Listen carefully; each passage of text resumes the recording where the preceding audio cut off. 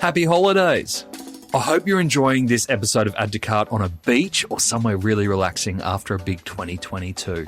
We're taking a break at Add to Cart, so we're bringing you some extra checkout episodes that haven't gone to air yet. We'll be back with our feature episodes from Monday the 16th of January, and the very first episode we have lined up is an absolute star of the industry. We can't wait to bring it to you.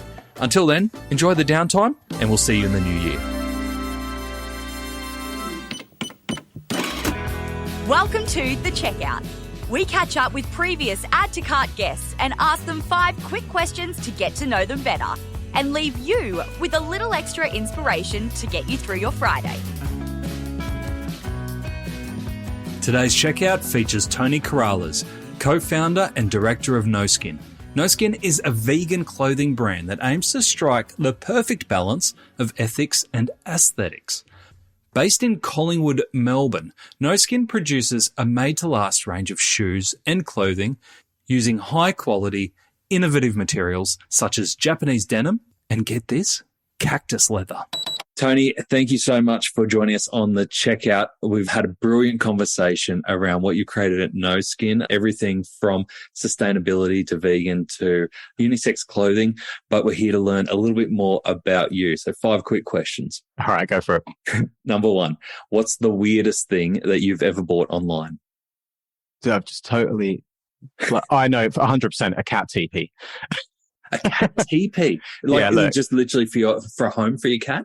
Yeah, it's like a little kind of teepee tent thing that I was a couple of beers in and saw an Instagram ad for, and I was pure sucker. Like, I wouldn't be surprised if I'm the only person who's ever bought it. It was way too expensive for what it was. And next question will be, have the cats used it? No, they have not. It's always a gamble with cats. Like, they either love it or they won't touch it. Wouldn't matter what it is, though. That might as well just get them a box. But hey, I had fun. Good stuff. All right, number 2. Who is your favorite retailer? My favorite retailer is a New York company called Knickerbocker. They do absolutely beautiful and amazing, it's kind of a Melbourne aesthetic, which is very similar to a New York aesthetic. And I'll say every day we're very inspired by them. And it pains me that being vegan, I can't buy some of their products because it is wool and leather. So I'm like, we'll make our own versions. Like, aesthetically, they are just outstanding. They do some amazing collabs with brands like Kodak and the New York Times. They just ooze cool, and they're so good. Worth checking out. Oh, nice. Great recommendation. Yeah. All right, number 3. Which e-commerce practice do you wish was history? I think probably like content-driven SEO, like long-form content-driven SEO. I think that's such a contrast from where people's attention is focused now. And we're still trying to get these long-form blog posts in. But the reality is that's not how people are consuming content anymore. You know that eyes aren't on it a lot of the time. It's extremely time-consuming. And you just end up with people being absolutely verbose and overstated in what they're talking about because they're doing it for SEO. So it's counterintuitive to what they're trying to do of providing value for the user as well. We're now just writing things for the sake of it. So I'd like to see that. I agree with you. We've got so many better indicators of what is engaging for customers and what's meeting demands. Absolutely. Like, I just think even now, and I really do think people are, and I've been using TikTok more as a search engine now. If you want to search, I was in Singapore last week and I want to search things to do in Singapore, and you type that into TikTok and you get people showing you the videos of it, giving a thing. You can see the comments. That's so much better than like a 3,000 word essay where somebody's doing their travel blog because they're doing it for SEO purposes and seeing how many times they can put Singapore into the content. Yeah.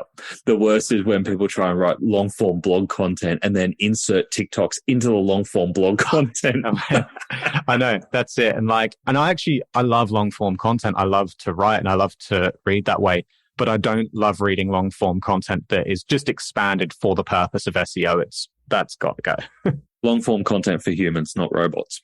Absolutely. That's very well put. That's much better. Number 4, can you recommend a book or a podcast that our listeners should immediately get into? Yep, the podcast is Producing with Purpose. I recommend you listen to it right Brilliant away. Podcast. Absolutely. Podcast. We mentioned the main episode, but you've interviewed founders like Belroy, people from Patagonia, so some great e-commerce brands in there. Yeah, so of course I'm going to plug that one, and thanks for going with me on that. In terms of books, a couple I think I do love to read to get myself pumped up, and I recommend people read for the time and place as well. You know, I think The Brand Gap is an amazing book if you're wanting to build a brand and not just a business. It's short, it's to the point, and really gives you like actionable insights. That's great. Building a Story Brand by Donald Miller. That's also a really good one that makes you think, you know, customer first rather than brand first. Some great stuff there. But then on the other side of things, if you're just stressed out with your business and you're worrying where the sales are or something like that, The Obstacle is the Way by Ryan Holiday, a great book that takes on Stoic philosophy. Like, we can't always just be looking at the metrics and the growth. Sometimes we need to take a little bit of introspection and look after our own selves as well. So they're my recommendations. Brilliant recommendations. Ask for one, got three, plus a podcast. How good. There you go. That's my brow. I'd do a whole podcast on that. So, all right. I'm noting that. Thank you. Yeah. All right. Last one I have for you is finish this sentence. The future of retail is bricks and mortar. Okay.